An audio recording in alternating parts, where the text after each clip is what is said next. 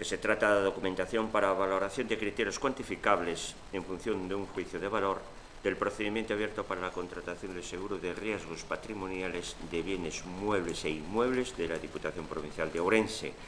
Tipo de licitación, 48.000 euros ano, IVA excluido, un solo licitador. Hay un solo licitador presentado, que es Allianz, compañía de seguros y reaseguros.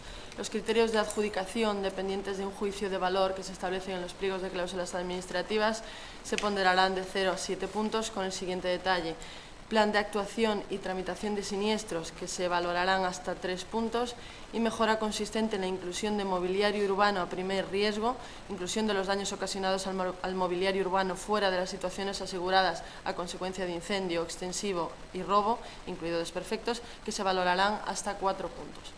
Procedemos a continuación a la apertura de la documentación presentada en este sobre número 2 por Allianz, compañía de seguros y reaseguros, a través de la plataforma de licitación electrónica de la Diputación de Ourense.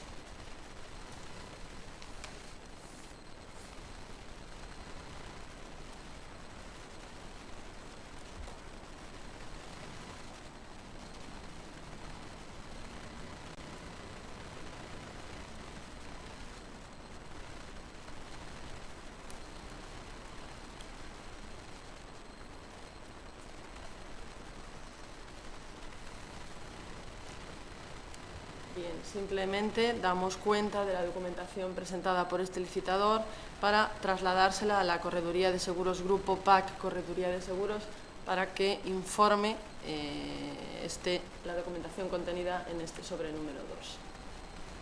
Bien, y con esto damos por finalizado el acto. Muy bien.